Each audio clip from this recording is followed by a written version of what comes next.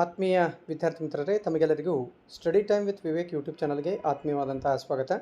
ಮುದ್ದು ವಿದ್ಯಾರ್ಥಿಗಳೇ, ಇಂದು ನಡೆದಿರತಕ್ಕಂತಹ ವಿಜ್ಞಾನ ವಾರ್ಷಿಕ ಪರೀಕ್ಷೆಯ ಮಾದರಿ ಉತ್ತರಗಳನ್ನು ಈ ಒಂದು ವಿಡಿಯೋದಲ್ಲಿ ನಾವು ನೋಡ್ತಾ ಹೋಗೋಣ. ಮೊದಲನೇ ವಿಭಾಗ ಭೌತ ವಿಜ್ಞಾನ ವಿಭಾಗ.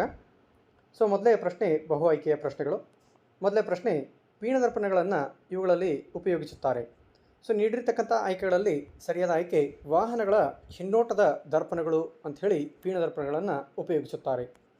ಮುಂದಿನ ಪ್ರಶ್ನೆ, ಸೂರ್ಯನು ವಾಸ್ತವ ಸೂರ್ಯೋದಯಕ್ಕಿಂತ 2 ನಿಮಿಷಗಳ ಮೊದಲು ಹಾಗೂ ವಾಸ್ತವ ಸೂರ್ಯಾಸ್ತದ 2 ನಿಮಿಷಗಳ ನಂತರವೂ ನಮಗೆ ಗೋಚರಿಸಲು ಕಾರಣ ವಾಯುಮಂಡಲದಲ್ಲಿನ ಆಯ್ಕೆಗಳನ್ನು ನೋಡ್ತಾ ಹೋದಂತೆ ನಮಗೆ ಇದರಲ್ಲಿರತಕ್ಕಂತಹ ಸರಿಯಾದ ಆಯ್ಕೆ ಯಾವುದಂತಂದರೆ ಬೆಳಕಿನ ವಕ್ರೀಭವನ. ಮೊದಲೇ ಆಯ್ಕೆ ಸರಿಯಾದ ಉತ್ತರ. ಮುಂದಿನ ಪ್ರಶ್ನೆ, ಒಂದು ಕುದುರೆ ಲಾಳಾಕೃತಿಯ ಕಾಂತದ ಧ್ರುವಗಳ ನಡುವೆ ವಿದ್ಯುತ್ ಪ್ರವಾಹವಿರುವ ಒಂದು ಸಲಾಕೆಯನ್ನು ಇರಿಸಲಾಗಿದೆ. ಸಲಾಕೆಯ ಸ್ಥಾನಪಲ್ಲಟವು ಗರಿಷ್ಠವಾಗಲು ವಿದ್ಯುತ್ ಪ್ರವಾಹದ ದಿಕ್ಕು ಮತ್ತು ಕಾಂತಕ್ಷೇತ್ರದ ದಿಕ್ಕುಗಳ ನಡುವೆ ಇರಬೇಕಾದ ಕೋನವು.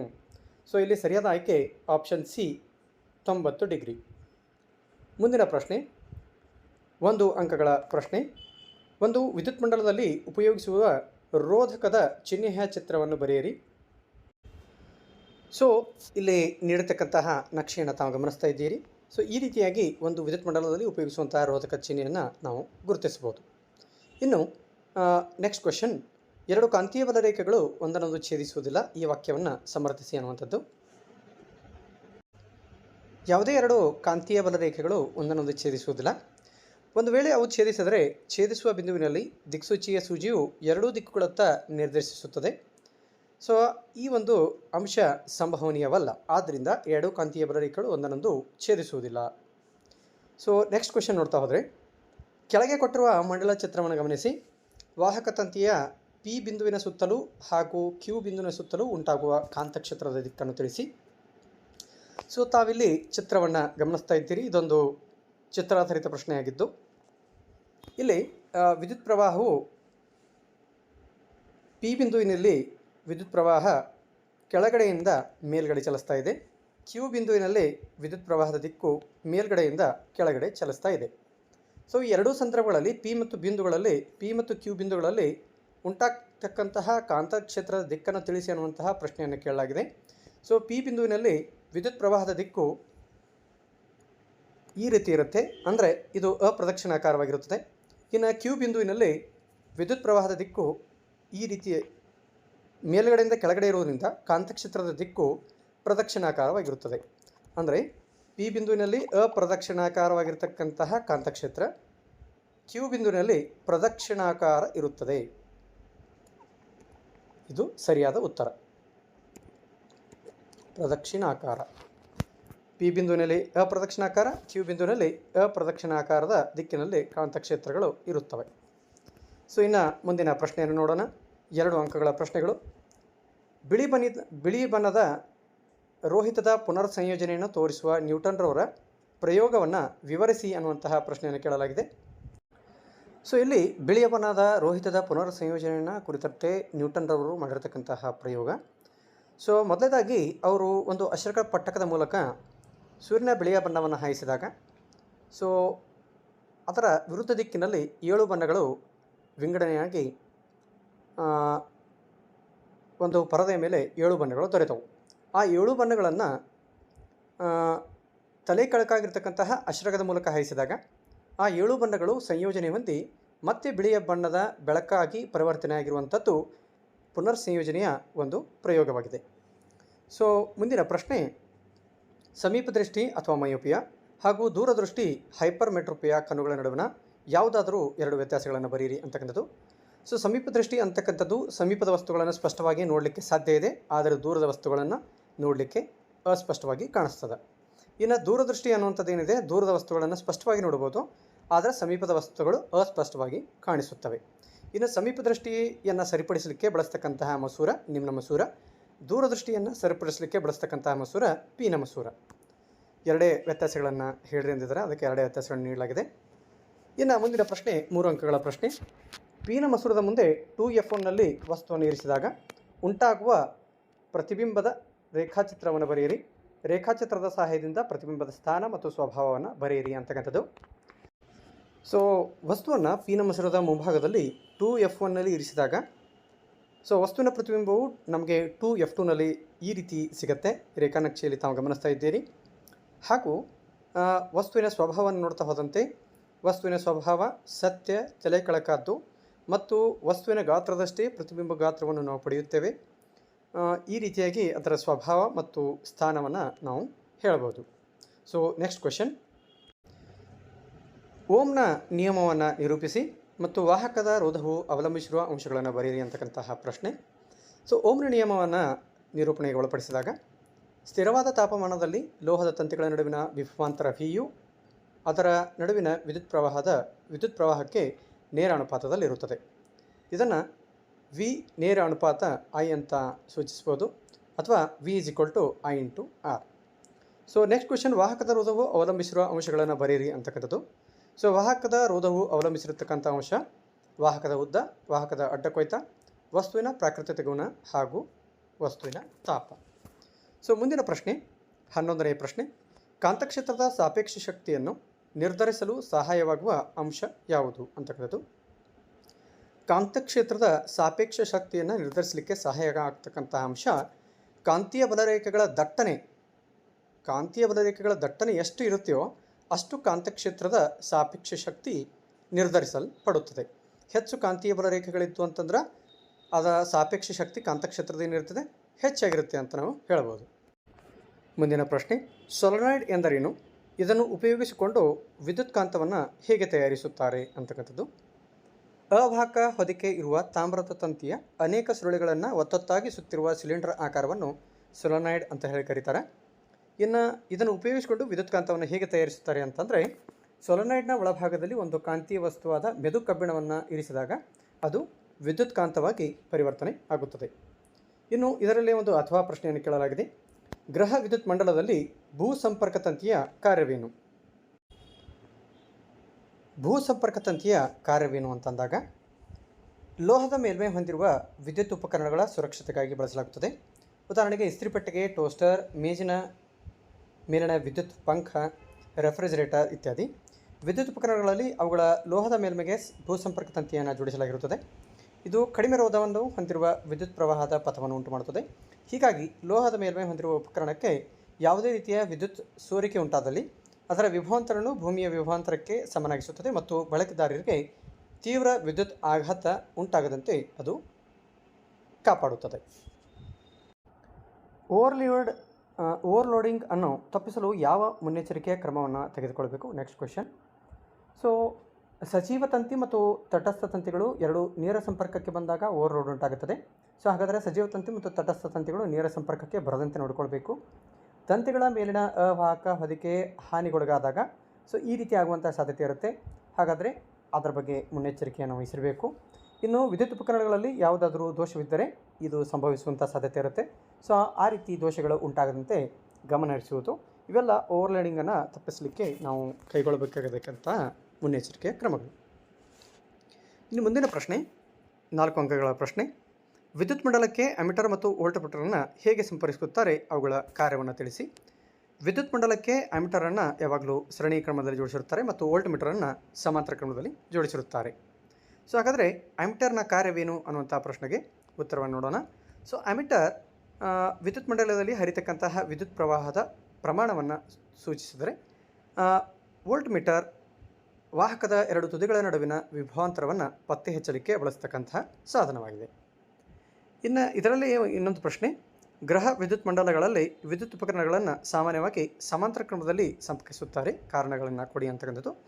ಸೊ ಇಲ್ಲಿ ಸರಣಿ ಕ್ರಮ ಏನಿದೆ ಇದು ಮಂಡಲದ ಎಲ್ಲ ಬಿಂದುಗಳಲ್ಲಿ ಸಮಾನವಾದ ವಿದ್ಯುತ್ ಪ್ರವಾಹವನ್ನು ಉಂಟು ಮಾಡುತ್ತದೆ. ಇದರಿಂದ ಬೇರೆ ಬೇರೆ ವಿದ್ಯುತ್ ಸಾಮಗ್ರಿಗಳು ಬೇರೆ ಬೇರೆ ವಿದ್ಯುತ್ ಪ್ರವಾಹದ ಪ್ರಮಾಣದಲ್ಲಿ ಕೆಲಸ ಮಾಡಬೇಕಾಗಿರುವುದರಿಂದ ಸೊ ಯಾವುದಾದ್ರೂ ಒಂದು ವಿದ್ಯುತ್ ಸಾಮಗ್ರಿ ವಿಫಲಗೊಂಡ್ರೆ ಪೂರ್ತಿ ಮಂಡಲ ವಿಫಲವಾಗುತ್ತದೆ. ಆದರೆ ಸಮಾಂತರ ಮಂಡಲ ಆ ರೀತಿ ಏನು ಸಮಸ್ಯೆಯನ್ನು ಉಂಟು ಮಾಡೋದಿಲ್ಲ. ಸಮಾಂತರ ಕ್ರಮದಲ್ಲಿ ವಿದ್ಯುತ್ ಉಪಕರಣಗಳು ಜೋಡಿಸಿದ್ದೇ ಆದರೆ ಅಲ್ಲಿ ವಿದ್ಯುತ್ ಪ್ರವಾಹ ವಿಭಜಿಸಲ್ಪಟ್ಟು ಪ್ರತಿಯೊಂದು ವಿದ್ಯುತ್ ಸಾಮಗ್ರಿಗಳಿಗೆ ಅವಶ್ಯಕವಾಗಿರತಕ್ಕಂತಹ ವಿದ್ಯುತ್ ಪ್ರವಾಹ ಪೂರೈಸಲ್ಪಡುತ್ತದೆ. ಹಾಗೂ ಯಾವುದೇ ಒಂದು ಮಂಡಲದ ಒಂದು ಭಾಗದಲ್ಲಿ ಯಾವುದೇ ಒಂದು ವಿದ್ಯುತ್ ಸಾಮಗ್ರಿ ವಿಫಲವಾದರೂ ಸಹ ವಿದ್ಯುತ್ ಪ್ರವಾಹ ಅಲ್ಲಿ ಹೋಗುವುದನ್ನು ಮಾತ್ರ ತಡೆಗಟ್ಟಿ ಉಳಿದೆಲ್ಲ ವಿದ್ಯುತ್ ಉಪಕರಣಗಳಿಗೆ ಅವುಗಳಿಗೆ ಅವಶ್ಯಕವಿರತಕ್ಕಂಥ ವಿದ್ಯುತ್ ಪ್ರವಾಹವನ್ನು ಸಾಗಿಸಲಿಕ್ಕೆ ಈ ಸಮಾಂತರ ಏನು ವಿದ್ಯುತ್ ಉಪಕರಣಗಳು ಸಮಾಂತರವಾಗಿ ಸಂಪರ್ಕಿಸಿದಾಗ ಹೆಚ್ಚು ಅನುಕೂಲವನ್ನು ಉಂಟು ಮಾಡುತ್ತವೆ. ಇನ್ನು ಮುಂದಿನ ಪ್ರಶ್ನೆ, ಒಂದು ಕೋಳೀಯ ದರ್ಪಣದ ವಕ್ರತಾ ತ್ರಿಜ್ಯವು 36 ಸೆಂಟಿಮೀಟರ್ ಆಗಿದೆ. ಇದರ ಸಂಗಮ ದೂರವನ್ನು ಕಂಡುಹಿಡಿಯಿರಿ. ಇದೇ ಸಂಗಮ ದೂರವನ್ನು ಹೊಂದಿರುವ ಪೀನ ದರ್ಪಣದ ಮುಂದೆ 5 ಸೆಂಟಿಮೀಟರ್ ಗಾತ್ರದ ಒಂದು ಮೇಣದ ಬತ್ತಿಯನ್ನು 27 ಸೆಂಟಿಮೀಟರ್ ದೂರದಲ್ಲಿ ಇರಿಸಿದೆ. ಉಂಟಾದ ಪ್ರತಿಬಿಂಬದ ಸ್ಥಾನ ಮತ್ತು ಸ್ವಭಾವವನ್ನು ತಿಳಿಸಿ ಮತ್ತು ಪ್ರತಿಬಿಂಬದ ಗಾತ್ರವನ್ನು ಕಂಡುಹಿಡಿಯಿರಿ ಅಂತಕ್ಕಂತಹ ಪ್ರಶ್ನೆ ನೀಡಲಾಗಿದೆ. ಅದಕ್ಕೆ ಸಂಬಂಧಪಟ್ಟಂತೆ ನಾನು ಉತ್ತರವನ್ನು ಬಿಡಿಸಿದ್ದೀನಿ. ಸೊ ಇಲ್ಲಿ ತಾವು ಗಮನಿಸ್ತಾ ಇದ್ದೀರಿ, ಒಂದೇ ಪ್ರಶ್ನೆಯಲ್ಲಿ 2 ಉಪಪ್ರಶ್ನೆಗಳನ್ನು ನೀಡಿರುವಂತೆ ಪ್ರಶ್ನೆಗಳು ನೀಡಲಾಗಿದೆ. ಸೊ ಮೊದಲನೇದು ಏನು ನೀಡಲಾಗಿದೆ ಅಂತಂದರೆ ಆರ್ ಅಂದರೆ ವಕ್ರತಾ ತ್ರಿಜ್ಯವನ್ನು ನೀಡಲಾಗಿದೆ 36 ಸೆಂಟಿಮೀಟರ್. ಹಾಗಾದರೆ ಸಂಗಮ ದೂರವನ್ನು ಕಂಡುಹಿಡಿಯಿರಿ ಅಂತಕ್ಕಂಥ ಪ್ರಶ್ನೆಯನ್ನು ಕೇಳಲಾಗಿತ್ತು. ಸೊ R = 2F ಸೂತ್ರವನ್ನು ಬಳಸಿ F = R/2 ಸೊ ಸೂತ್ರವನ್ನು ಬದಲಾಯಿಸಿದಾಗ ಎಫ್ನ ಬೆಲೆ 18 ಸೆಂಟಿಮೀಟರ್ ಆಗುತ್ತೆ. ಇದಾದ ನಂತರ ಏನು ಹೇಳಲಾಗಿದೆ ಅಂತಂದರೆ ಇದೇ ಸಂಗಮ ದೂರವನ್ನು ಹೊಂದಿರತಕ್ಕಂತಹ ಒಂದು ಪೀನ ದರ್ಪಣದ ನೋಡಿರಿ ಸಂಗಮ ದೂರ ಈಗೇನು ನೀವು ಸಿಕ್ಕಿದೆ, ಈಗೇನು 18 ಸೆಂಟಿಮೀಟರ್ ಸಂಗಮ ದೂರ ಸಿಕ್ಕಿದೆ, ಇದೇ ಸಂಗಮ ದೂರವನ್ನು ಹೊಂದಿರತಕ್ಕಂತಹ ಒಂದು ಪೀನ ದರ್ಪಣವನ್ನು ನೀಡಲಾಗಿದೆ. ಅದರ ಮುಂದೆ ವಸ್ತು 5 ಸೆಂಟಿಮೀಟರ್ ಎತ್ತರದ ವಸ್ತುವನ್ನು ನೀಡಲಾಗಿದೆ. ಆ ವಸ್ತುವು ಆ ಪೀನ ದರ್ಪಣದ ಮುಂದೆ 27 ಸೆಂಟಿಮೀಟರ್ ದೂರದಲ್ಲಿದೆ. ಹಾಗಾದರೆ ಪ್ರತಿಬಿಂಬದ ಸ್ಥಾನ ಮತ್ತು ಪ್ರತಿಬಿಂಬದ ಎತ್ತರವನ್ನು ಕಂಡುಹಿಡಿಯಿರಿ ಅಂತಕ್ಕಂತಹ ಸಮಸ್ಯೆಯನ್ನು ಇಲ್ಲಿ ನೀಡಲಾಗಿತ್ತು. ಸೊ ಅದನ್ನು ಯಾವ ರೀತಿ ಬಿಡಿಸ್ಬೋದು ಅಂತ ನೋಡ್ತಾ ಹೋದಂತೆ, ಸೊ ದರ್ಪಣದ ಸೂತ್ರ 1/F = 1/V + 1/U. ಸೊ ಎಲ್ಲವುಗಳಲ್ಲಿ ಬೆಲೆಗಳನ್ನು ನಮೂದಿಸುತ್ತಾ ಹೋದಂತೆ ಸೊ ನಮಗೆ ದೊರೆತಕ್ಕಂತಹ ಉತ್ತರ ಏನಂತಂದರೆ ಪ್ರತಿಬಿಂಬದ ಸ್ಥಾನ V = +10.8 ಸೆಂಟಿಮೀಟರ್. ಸೊ ಇದರ ಸ್ವಭಾವವನ್ನು ನೋಡಿದಾಗ ನೇರ ಮತ್ತು ಮಿಥ್ಯವಾದಂತಹ ಪ್ರತಿಬಿಂಬ. ಇದರ ಜೊತೆಗೆ ಅವರು ಏನು ಕೇಳಿದ್ದಾರೆ ಅಂತಂದರೆ H'/H - V/U ಅಂದರೆ ಪ್ರತಿಬಿಂಬದ ಗಾತ್ರವನ್ನು ಕೇಳಲಾಗಿದೆ. ಸೊ ಆದ್ದರಿಂದ H' = -V × H/U. ಸೊ ಇವೆಲ್ಲವುಗಳನ್ನು ಬೆಲೆಗಳನ್ನು ನಮೂದಿಸ್ತಾ ಹೋದಂತೆ ನಮಗೆ H' ಬೆಲೆ ಅಂದರೆ ಪ್ರತಿಬಿಂಬದ ಗಾತ್ರ 2 ಸೆಂಟಿಮೀಟರ್ ಸಿಗುತ್ತದೆ. ಇದು ವಸ್ತುವಿಗಿಂತ ಚಿಕ್ಕದಾದ ಪ್ರತಿಬಿಂಬವಾಗಿದೆ. ಇನ್ನು ಇದರಲ್ಲಿಯೇ ಅಥವಾ ಪ್ರಶ್ನೆಯೊಂದನ್ನು ನೀಡಲಾಗಿದೆ, ಅದು ಸಹ ಸಮಸ್ಯೆನೇ ಇದೆ ಇದೇ ಪಾಠಕ್ಕೆ ಸಂಬಂಧಪಟ್ಟಂತೆ. ಒಂದು ಗೋಳೀಯ ದರ್ಪಣದ ಸಂಗಮ ದೂರವು 10 ಸೆಂಟಿಮೀಟರ್ ಆಗಿದೆ. ಇದರ ವಕ್ರತಾ ತ್ರಿಜ್ಯವನ್ನು ಕಂಡುಹಿಡಿಯಿರಿ ಅಂತಕ್ಕಂಥದ್ದಿದೆ. ಇದೇ ಸಂಗಮ ದೂರವನ್ನು ಹೊಂದಿರುವ ನಿಮ್ನ ದರ್ಪಣದ ಮುಂದೆ 4 ಸೆಂಟಿಮೀಟರ್ ದೂರದ ಒಂದು ವಸ್ತುವನ್ನು 20 ಸೆಂಟಿಮೀಟರ್ ದೂರದಲ್ಲಿ ಇರಿಸಿದೆ. ವಸ್ತುವಿನ ಸ್ಪಷ್ಟ ಪ್ರತಿಬಿಂಬವನ್ನು ಪಡೆಯಲು ಪರದೆಯನ್ನು ದರ್ಪಣದಿಂದ ಎಷ್ಟು ದೂರದಲ್ಲಿ ಇರಿಸಬೇಕು? ಉಂಟಾದ ಪ್ರತಿಬಿಂಬದ ಸ್ವಭಾವವನ್ನು ತಿಳಿಸಿ ಹಾಗೂ ಪ್ರತಿಬಿಂಬದ ಗಾತ್ರವನ್ನು ಕಂಡುಹಿಡಿಯಿರಿ ಅಂತಕ್ಕಂತಹ ಪ್ರಶ್ನೆಯನ್ನು ನೀಡಲಾಗಿದೆ. ಅದಕ್ಕೂ ಸಹ ನಾನು ಉತ್ತರವನ್ನು ಬಿಡಿಸಿದ್ದೀನಿ. ಸೊ ಇಲ್ಲಿ ತಾವು ಗಮನಿಸ್ಬೋದು, ಸಂಗಮ ದೂರ 10 ಸೆಂಟಿಮೀಟರ್ ನೀಡಲಾಗಿದೆ. ಸೊ ವಕ್ರತಾ ತ್ರಿಜ್ಯವನ್ನು ಕಂಡುಹಿಡಿಯಿರಿ ಅಂತ ಹೇಳಲಾಗಿದೆ. ಸೊ R = 20 ಸೆಂಟಿಮೀಟರ್ ಬರುತ್ತೆ. ಆದರೆ ಅವರು ನೀಡಿರ್ತಕ್ಕಂಥ ಅಂಶ ಏನಂತಂದರೆ ನಿಮ್ನ ದರ್ಪಣದ ಸಂಗಮ ದೂರ ಈಗ ಆಲ್ರೆಡಿ ಎಷ್ಟು ಸಂಗಮ ದೂರವನ್ನು ನೀಡಲಾಗಿದೆಯೋ ಅಂದರೆ F = 10 ಸೆಂಟಿಮೀಟರ್ ಸಂಗಮ ದೂರವನ್ನು ನೀಡಲಾಗಿದೆ. ಇದೇ ಸಂಗಮ ದೂರವನ್ನು ಹೊಂದಿರತಕ್ಕಂಥ ಒಂದು ನಿಮ್ನ ದರ್ಪಣ ಅಂದರೆ ಎಫ್ನ ಬೆಲೆ -10 ಸೆಂಟಿಮೀಟರ್. ಯಾಕಂದರೆ ನಿಮ್ನ ದರ್ಪಣವಿದೆ, ನಿಮ್ನ ದರ್ಪಣ ಇರೋದ್ರಿಂದ ಅದು -10 ಅದರ ಸಂಗಮ ದೂರ ಆಗುತ್ತೆ. ಸೊ ವಸ್ತುವಿನ ಗಾತ್ರ ನಿಮ್ನ ದರ್ಪಣದ ಮುಂದೆ 4 ಸೆಂಟಿಮೀಟರ್ ಎತ್ತರದ ಒಂದು ವಸ್ತುವನ್ನು ಇರಿಸಲಾಗಿದೆ ಮತ್ತು ಆ ವಸ್ತುವನ್ನು ನಿಮ್ನ ದರ್ಪಣದ ಮುಂದೆ 20 ಸೆಂಟಿಮೀಟರ್ ದೂರದಲ್ಲಿ ಇರಿಸಲಾಗಿದೆ. ಹಾಗಾದರೆ ಪ್ರತಿಬಿಂಬದ ಸ್ಥಾನ ಮತ್ತು ಪ್ರತಿಬಿಂಬದ ಎತ್ತರವನ್ನು ಕಂಡುಹಿಡಿಯಿರಿ, ಸ್ವಭಾವವನ್ನು ತಿಳಿಸಿ ಅಂತ ಪ್ರಶ್ನೆಯನ್ನು ಕೇಳಲಾಗಿದೆ. ಮತ್ತು ಇದಕ್ಕೆ ಬಳಸ್ತಕ್ಕಂಥ ಸೂತ್ರ ಏನಂತಂದರೆ 1/F = 1/V + 1/U. ಸೊ ಬೆಲೆಗಳನ್ನು ಇವುಗಳಲ್ಲಿ ನಮೂದಿಸ್ತಾ ಹೋದಂತೆ ಎಲ್ಲ ಬೆಲೆಗಳನ್ನು ನಮೂದಿಸಿದಾಗ ನಮಗೆ ಬರ್ತಕ್ಕಂತಹ ಉತ್ತರ ಏನಂತಂದರೆ V = -20 ಸೆಂಟಿಮೀಟರ್. ನೋಡಿರಿ, ವಸ್ತುವಿನ ಸ್ಥಾನವೂ ಸಹ 20 ಸೆಂಟಿಮೀಟರ್ ದೂರದಲ್ಲಿದೆ, ಪ್ರತಿಬಿಂಬದ ಸ್ಥಾನವೂ ಸಹ 20 ಸೆಂಟಿಮೀಟರ್ ದೂರದಲ್ಲಿದೆ.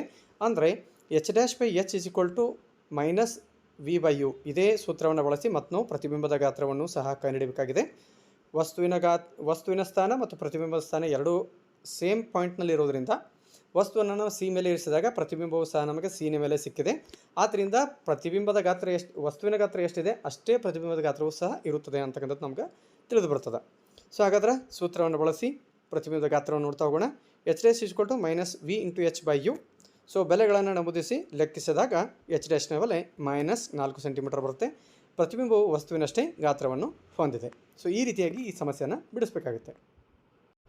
ಮುಂದಿನ ವಿಭಾಗ ರಸಾಯನ ವಿಜ್ಞಾನ ವಿಭಾಗ, ಬಹು ಆಯ್ಕೆಯ ಪ್ರಶ್ನೆಗಳು. ಮೊದಲೇ ಪ್ರಶ್ನೆ, ಕೆಳಗಿನವುಗಳಲ್ಲಿ ಸಾಬೂನುಗಳಿಗೆ ಸಂಬಂಧಿಸಿದಂತೆ ಸರಿಯಾದ ಹೇಳಿಕೆ ಎಂದರೆ? ಸಾಬೂನುಗಳು. ಸೊ ಇಲ್ಲಿ ಸರಿಯಾದ ಉತ್ತರ ಗಡಸು ನೀರಿನಲ್ಲಿ ಕರಗದ ಒತ್ತಡವನ್ನು ಉಂಟು ಮಾಡುತ್ತವೆ ಅನ್ನುವಂಥದ್ದು ಸರಿಯಾದ ಆಯ್ಕೆ. So next question, CuO plus H2 gives Cu plus H2O. ಈ ರಾಸಾಯನಿಕ ಕ್ರಿಯೆಯಲ್ಲಿ ಆಪ್ಷನ್ ಡಿ ತಾಮ್ರದ ಆಕ್ಸೈಡ್ ಅಪಕರ್ಷಣೆಗೊಂಡು ತಾಮ್ರ ಉಂಟಾಗಿದೆ ಅನ್ನುವಂಥದ್ದು ಸರಿಯಾದ ಆಯ್ಕೆ. ಸೊ ಮುಂದಿನ ಪ್ರಶ್ನೆ ನೋಡೋಣ.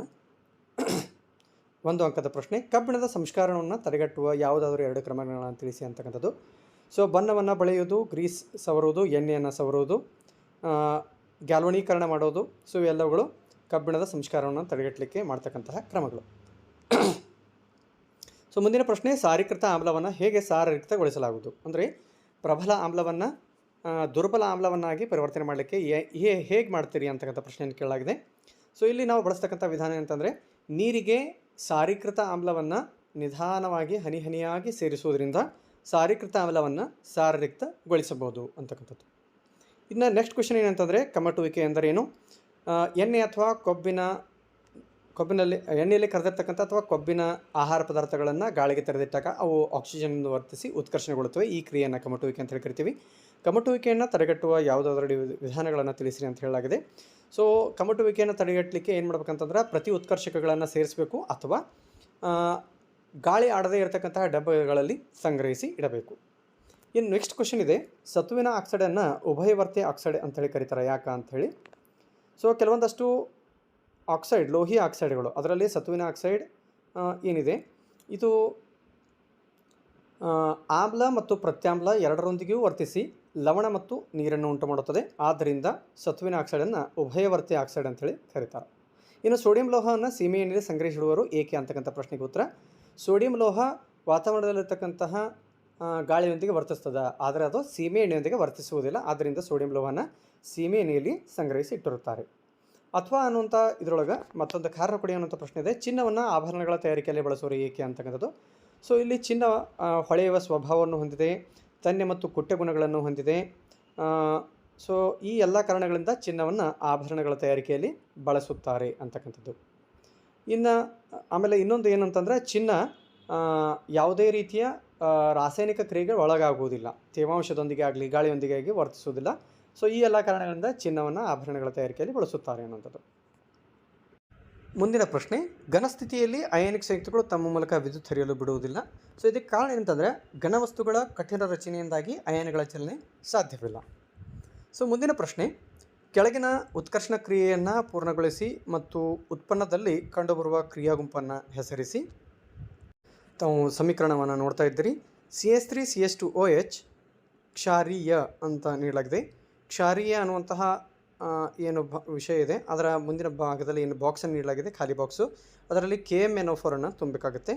ಅಥವಾ ಆಮ್ಲೀಯ ಅನ್ನುವಂತಹ ಏನು ವಿಭಾಗ ಇದೆ, ಅಲ್ಲಿ K2Cr2O7 ತುಂಬಬೇಕಾಗಿದೆ. ಸೊ ಪ್ಲಸ್ ಶಾಖ ಗಿವ್ಸ್ ಏನು ಅಂತಂದರೆ CH3COOH.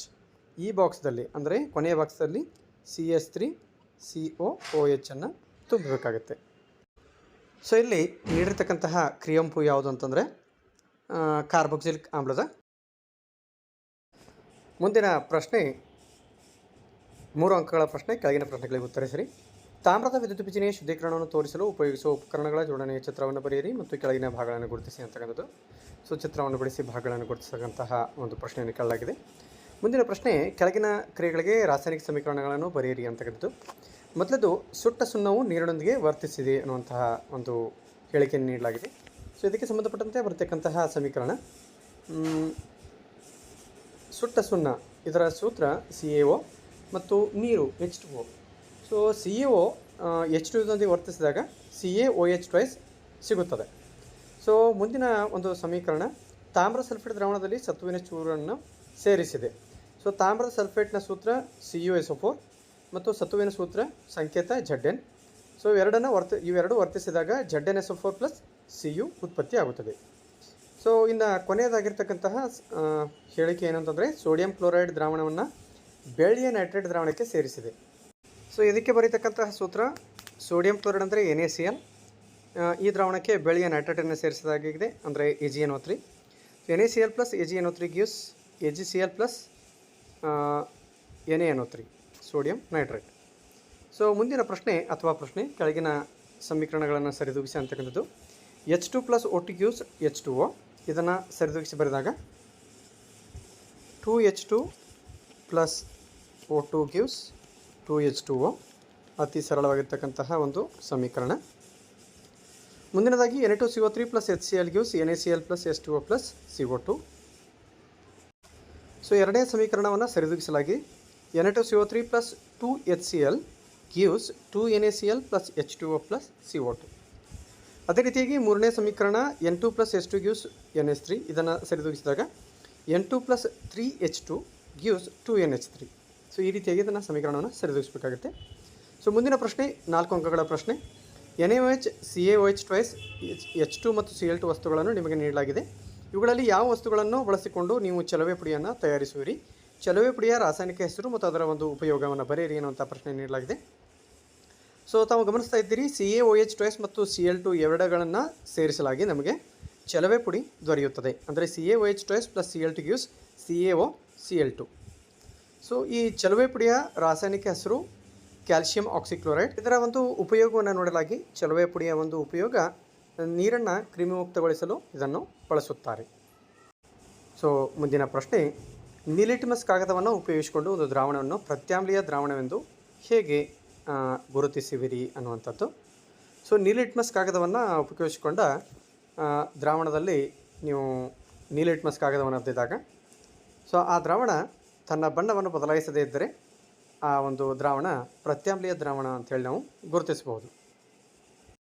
ಅದೇ ರೀತಿಯಾಗಿ ಮುಂದಿನ ಪ್ರಶ್ನೆ, ಯಾವ ಸಂದರ್ಭದಲ್ಲಿ ಒಬ್ಬ ರೈತ ತನ್ನ ಕೃಷಿ ಭೂಮಿಯ ಮಣ್ಣಿಗೆ ಅರಳಿದ ಸುಣ್ಣವನ್ನು ಬೆರೆಸುತ್ತಾನೆ ಅನ್ನುವಂಥದ್ದು.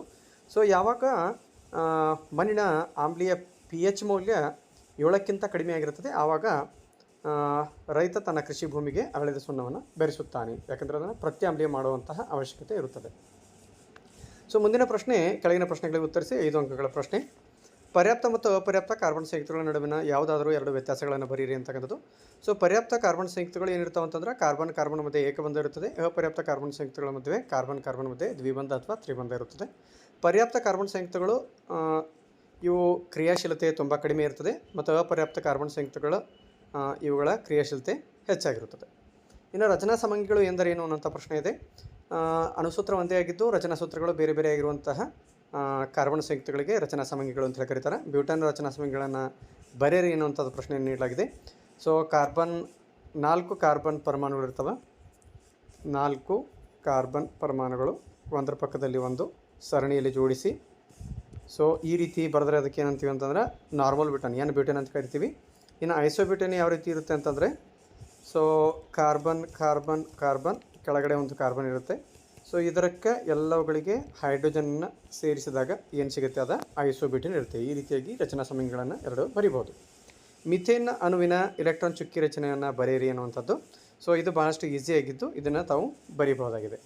ಸೊ ಮುಂದಿನ ವಿಭಾಗ ಜೀವಿ ವಿಜ್ಞಾನ ವಿಭಾಗ. ಅದರಲ್ಲಿ ಬಹು ಆಯ್ಕೆಯ ಪ್ರಶ್ನೆಗಳು. ಮೊದಲನೇ ಬಹು ಆಯ್ಕೆಯ ಪ್ರಶ್ನೆ, ಜೀವಕೋಶದಲ್ಲಿ ಪ್ರೋಟೀನ್ ತಯಾರಿಕೆಗೆ ಮಾಹಿತಿಯ ಮೂಲವು ಅನ್ನುವಂಥ ಪ್ರಶ್ನೆ ಇದೆ. ಸೊ ಇದಕ್ಕೆ ಸರಿಯಾದ ಆಯ್ಕೆ ಯಾವುದಂತಂದ್ರೆ ಆಪ್ಷನ್ ಸಿ DNA.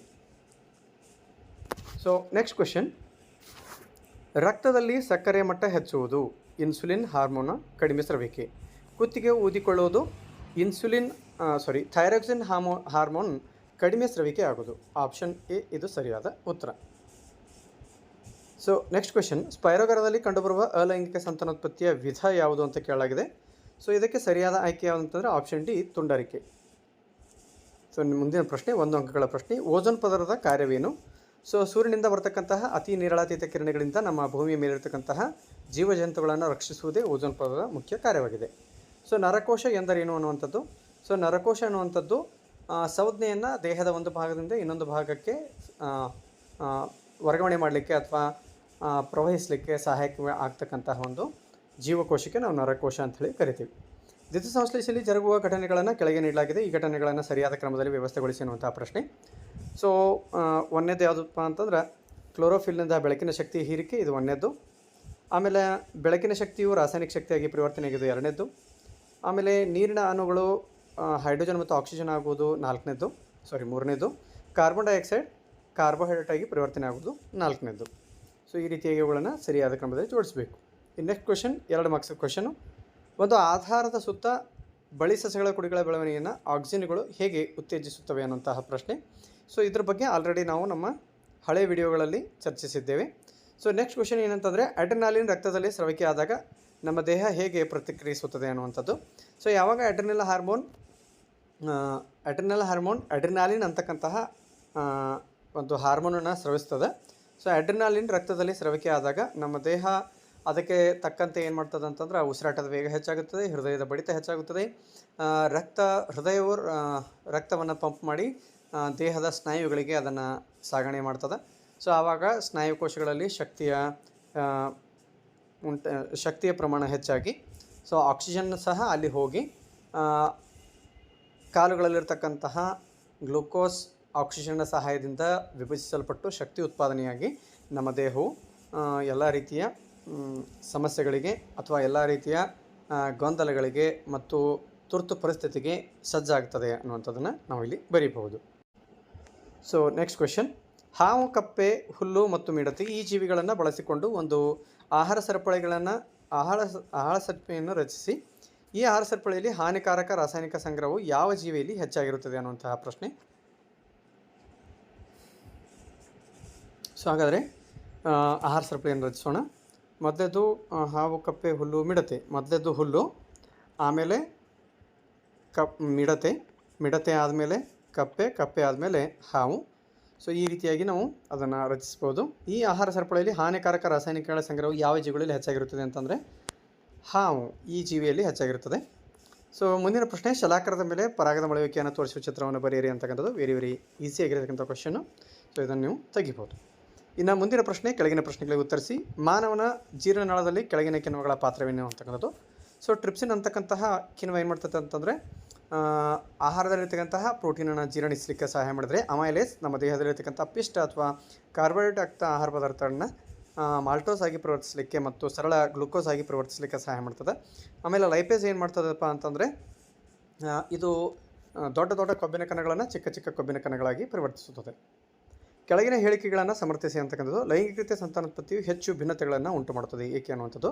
ಸೊ ಲೈಂಗಿಕ ರೀತಿಯ ಸಂತಾನೋತ್ಪತ್ತಿಯಲ್ಲಿ ಏನಾಗುತ್ತದೆ ಅಂತಂದರೆ ಎರಡು ಪೋಷಕ ಜೀವಿಗಳು ಬೇರೆ ಬೇರೆ ಗುಣಲಕ್ಷಣಗಳನ್ನು ಹೊಂದಿದ್ದು ಅವುಗಳಿಂದ ಬರ್ತಕ್ಕಂತಹ ಲಕ್ಷಣಗಳು ಬೇರೆ ಬೇರೆ ಆಗಿರುವುದರಿಂದ ಮರಿಗಳಲ್ಲಿ ಸಂಗ್ರಹಣೆ ಆಗ್ತಕ್ಕಂಥ ಅಥವಾ ಮರಿಗಳಲ್ಲಿ ಕಾಣಸಿಗ್ತಕ್ಕಂತಹ ಲಕ್ಷಣಗಳು ಅವುಗಳಿಗಿಂತ ವಿಭಿನ್ನವಾಗಿರುವುದರಿಂದ ಲೈಂಗಿಕ ರೀತಿಯ ಸಂತಾನೋತ್ಪತ್ತಿ ಹೆಚ್ಚು ಭಿನ್ನತೆಗಳನ್ನು ಒಳಗೊಂಡಿರುತ್ತದೆ ಅನ್ನೋದನ್ನು ನಾವು ಹೇಳ್ಬೋದು.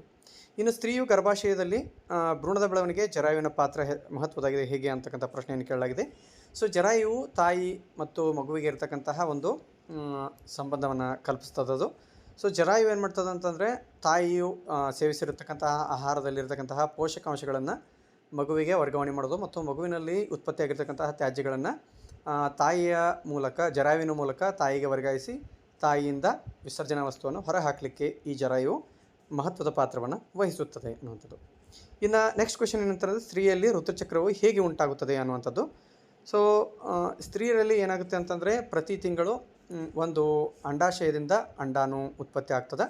ಯಾವಾಗ ಈ ಅಂಡಾಣುವು ಫಲಿತಗೊಳ್ಳದೇ ಇದ್ದರೆ, ವೀರ್ಯಾಣುವಿನಿಂದ ಫಲಿತಗೊಳ್ಳದೇ ಇದ್ದರೆ ಆ ಸಂದರ್ಭದಲ್ಲಿ ಅದು ಮಗುವಿನ ಬೆಳವಣಿಗೆಗೆ ಅಥವಾ ಭ್ರೂಣದ ಬೆಳವಣಿಗೆಗೆ ಸಜ್ಜಾಗಿರ್ತಕ್ಕಂತಹ ಗರ್ಭಾಶಯ ಬಿರುಕು ಬಿಟ್ಟು ಲೋಳೆ ಮತ್ತು ರಕ್ತದ ಮೂಲಕ ಯೋನಿ ಮಾರ್ಗದ ಮೂಲಕ ಹೊರಗಡೆ ಬರುತ್ತದೆ. ಈ ರೀತಿಯಾಗಿ ಸ್ತ್ರೀಯರಲ್ಲಿ ಋತುಚಕ್ರ ಉಂಟಾಗುತ್ತದೆ ಅಂತ ನಾವು ಹೇಳ್ಬೋದು. ಮಾನವರ ಪುರುಷ ಸಂತಾನೋತ್ಪತ್ತಿ ವ್ಯೂಹದಲ್ಲಿ ವೃಷಣಗಳು ಕಿಬ್ಬೊಟ್ಟೆಯ ಹೊರಗೆ ವೃಷಣ ಚೀಲಗಳಲ್ಲಿರುತ್ತವೆ ಏಕೆ ಅಂತ ಪ್ರಶ್ನೆ ಕೇಳಲಾಗಿದೆ. ಇದು ಬಹಳಷ್ಟು ಸಾರಿ ನಾವು ರಿಪೀಟ್ ಆಗಿರತಕ್ಕಂತಹ ಕ್ವಶನ್ ಆಗಿದೆ. ಸೊ ವೃಷಣಗಳ ಉತ್ಪಾದನೆಗೆ ದೇಹದ ಉಷ್ಣತೆಗಿಂತ ಕಡಿಮೆ ಉಷ್ಣತೆಗೆ ಅವಶ್ಯಕತೆ ಇರುವುದರಿಂದ ಅವು ಕಿಬ್ಬೊಟ್ಟೆಯ ಹೊರಗೆ ವೃಷಣ ಚೀಲಗಳಲ್ಲಿ ಇರುತ್ತವೆ ಅನ್ನುವಂಥದ್ದು.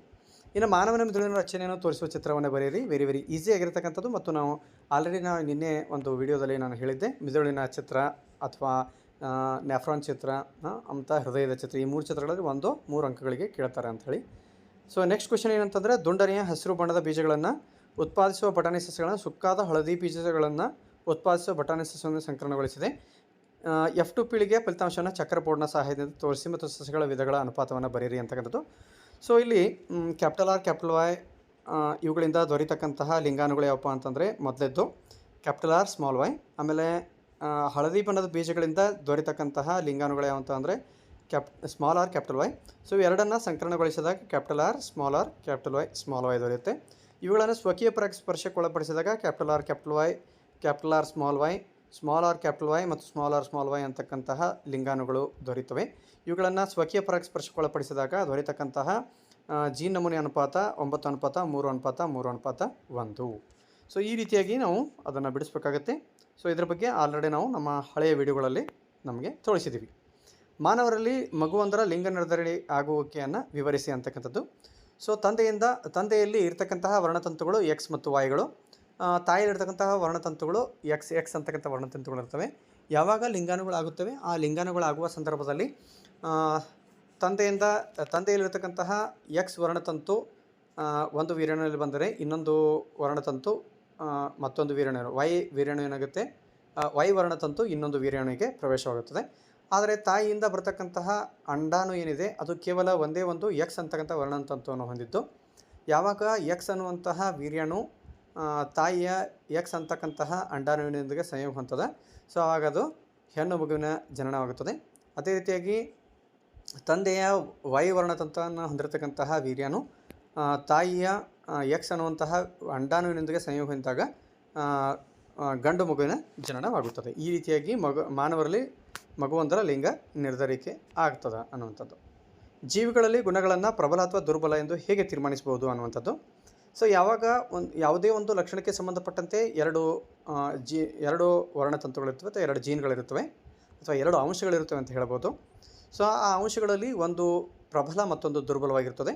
ಸೊ ಇದನ್ನು ಯಾವ ರೀತಿ ಹೇಳ್ಬೋದು ಅಂತಂದರೆ, ಆ ಎರಡೂ ವರ್ಣತಂತುಗಳಲ್ಲಿ ಅಥವಾ ಎರಡೂ ಅಂಶಗಳಲ್ಲಿ ಯಾವ ಅಂಶವು ಪ್ರಬಲವಾಗಿರುತ್ತದೆ ಅದು ಮಾತ್ರ ವ್ಯಕ್ತವಾಗುತ್ತದೆ ಮತ್ತು ಯಾವುದು ದುರ್ಬಲವಾಗಿರುತ್ತದೆಯೋ ಅದು ವ್ಯಕ್ತ ಆಗುವುದೇ ಇಲ್ಲ F1 ತಳಿಪೀಳಿಗೆಯಲ್ಲಿ. ಸೊ ಈ ರೀತಿಯಾಗಿ ಎರಡು ಅಂಶಗಳ ಕಾರಣದಿಂದಾಗಿ ಜೀವಿಗಳಲ್ಲಿ ಗುಣಗಳನ್ನು ಪ್ರಬಲ ಅಥವಾ ದುರ್ಬಲ ಎಂದು ನಾವು ತೀರ್ಮಾನಿಸಬಹುದು. ಸೊ ಇನ್ನು ಕೊನೆಯ ಪ್ರಶ್ನೆ, 4 ಅಂಕಗಳ ಪ್ರಶ್ನೆ. ನಮ್ಮ ರಕ್ತದಲ್ಲಿರುವ ಹಿಮೋಗ್ಲೋಬಿನ್ ವರ್ಣಕಗಳ ಪಾತ್ರವನ್ನು ಸಂಕ್ಷಿಪ್ತವಾಗಿ ವಿವರಿಸಿ ಅನ್ನುವಂಥದ್ದು. ಸೊ 38ನೇ ಪ್ರಶ್ನೆ, ನಮ್ಮ ರಕ್ತದಲ್ಲಿರುವ ಹಿಮೋಗ್ಲೋಬಿನ್ ವರ್ಣಕಗಳ ಪಾತ್ರವನ್ನು ಸಂಕ್ಷಿಪ್ತವಾಗಿ ವಿವರಿಸಿ ಅಂತಕ್ಕಂಥದ್ದು.